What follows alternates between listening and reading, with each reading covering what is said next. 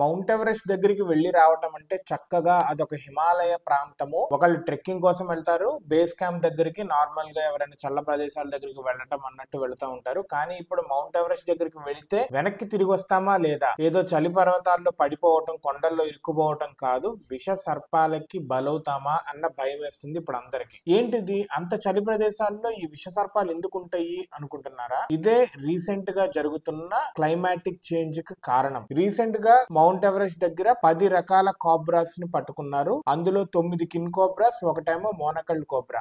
మోనకల్డ్ cobra అంటే కిన్ cobra అంత range కాదు కానీ మోడరేట్ టైప్ కోబ్రా అనమాట. అయితే ఎందుకున్నాయి ఇవి అంటే ఏమంటున్నారంటే, నేపాల్ నుంచి ఇవి ఆ ఏరియాకి వచ్చి ఉండొచ్చు. కొన్నేమో లారీల్లో వచ్చేస్తూ ఉంటాయి, లాగ్స్ ఉంటాయి కదా, లాగ్స్ మధ్యలో ఇరుక్కొని, పెద్ద పెద్ద దుంగలు ఉంటాయి కదా, దుంగల మధ్యలో ఇరుక్కొని వచ్చేస్తా ఉంటాయి. సో అలా వస్తే పర్లేదు. కానీ ఇక్కడ వాళ్ళు ఏమంటున్నారంటే, రీసెంట్ గా అక్కడ వాటి నెస్ట్స్, గుడ్డులు ఇవన్నీ కనిపిస్తున్నాయంట. ఇది బాగా కన్సర్న్ కింద ఉంది. ఎందుకు ఇలా జరుగుతుంది? గుడ్లు పెట్టేదాకంటే అవి వచ్చి అక్కడ ఉండిపోతున్నాయి. యాక్చువల్లీ ఆ క్లైమేట్ కి అవి అలవాటు పడిపోతున్నాయి. ఎక్స్పర్ట్స్ ఏమంటున్నారంటే, పెరుగుతున్న వేడి 1991 నుంచి 2020 వరకు ఇయర్ కి ప్రతి సంవత్సరానికి 0.056 డిగ్రీ సెల్సియస్ పెరుగుతుంది. దానికి తోడు ఆల్టిట్యూడ్ ఎఫెక్ట్ అనేది హిమాలయ టెంపరేచర్ ని 1.8 డిగ్రీస్ ప్లస్ 1.8 డిగ్రీస్ కి పెంచుతుంది. 2100 ఇప్పుడు 2025 నడుస్తుంది కదా, 2100 కల్లా 75% ఆఫ్ గ్లాషియర్ మనం లాస్ అవబోతున్నాం ఈస్టర్న్ హిమాలయాస్ లో. అండ్ 3 డిగ్రీ సెంటిగ్రేడ్ పెరగబోతుంది అక్కడ. ఇవన్నీ వింటుంటేనే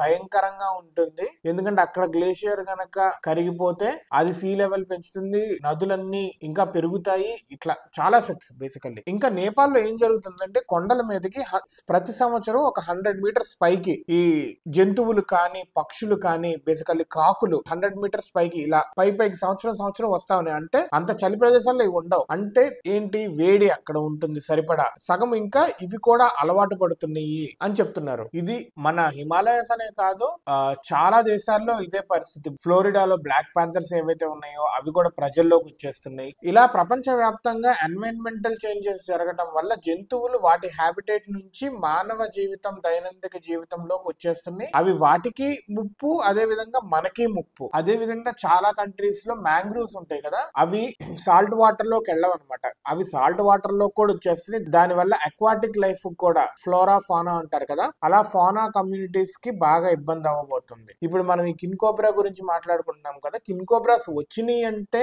వాటంతటా అవే ఏమన్నా వచ్చేసి అక్కడ ఉండిపోతే మనుషుల్ని కాటేయకపోతే అని కాదు కదా.